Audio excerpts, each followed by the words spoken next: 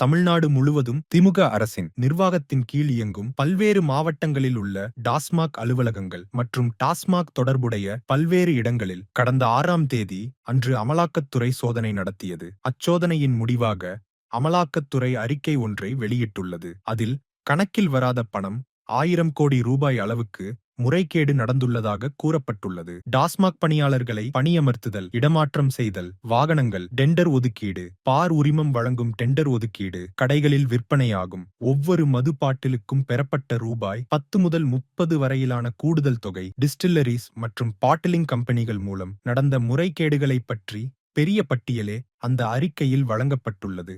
மேலும் இந்த முறைகேடு பற்றி விளக்கும்போது நன்கு திட்டமிடப்பட்ட கணக்கில் வராத பணம் ஈட்டுதல் மற்றும் சட்டத்திற்கு புறம்பான பணம் பெறுதல், a well orchestrated scheme of unaccounted cash generation and illicit payments, டிஸ்டில்லரிஸ் கம்பெனிகளுக்கும் பாட்டில் கம்பெனிகளுக்கும் இடையில் இருந்த மிகப்பெரிய கூட்டு, the collusion between distilleries and bottling companies மூலம் நிதி சம்பந்தமான ஆவணங்கள் தவறாக கையாளப்பட்டு manipulation of financial records, மறைமுகமாக அல்லது மறைக்கப்பட்ட முறையில் பணம் வருதல், concealed cash flows, முறையான ஏய்ப்பு, systematic evasion நடந்துள்ளது என்று விவரிக்கப்பட்டுள்ளது. இதை வைத்து பார்க்கையில் முறைகேடு செய்வதில் பெரும் அனுபவம் வாய்ந்த, கைதேர்ந்த மற்றும் நுட்பமான மூளைகளால் மட்டுமே இவ்வளவு பெரிய முறைகேடு நடந்துள்ளதாகவே அர்த்தம் கொள்ள தோன்றுகிறது. அமலாக்கத்துறை டாஸ்மாக்கில் நடந்துள்ள கணக்கில் வராத பணமோசடி குறித்து பயன்படுத்தியுள்ள வார்த்தைகளை பார்த்தால் வெற்று விளம்பரமாடல் திமுக ஓர் ஊழல் இலக்கியமே எழுதும் அளவிற்கு இருக்கிறது. மகளிர் உரிமைத் தொகை வழங்குவதை பெருமையாக பறைசாற்றும் இதே அரசுதான் மக்கள் நலனை கெடுத்து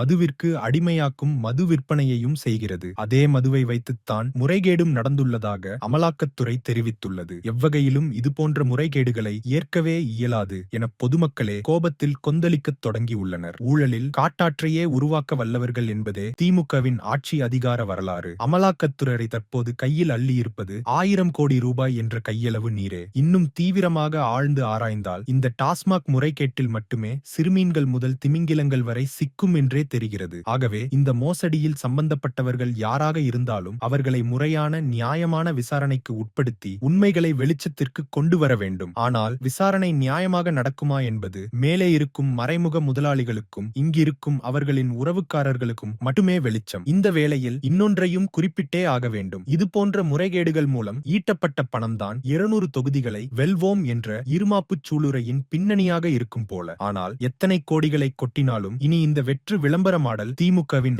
ஊழல் வித்தைகள் செல்லாது. இவர்களை 2026 சட்டமன்ற தேர்தலில் மக்கள் நிச்சயம் ஒதுக்கி தள்ளுவார்கள் என்பதை உறுதியாக தெரிவித்துக் கொள்கிறேன் என்று தமிழக வெற்றிக் கழக தலைவர் விஜய் தன் அறிக்கையில் குறிப்பிட்டுள்ளார்.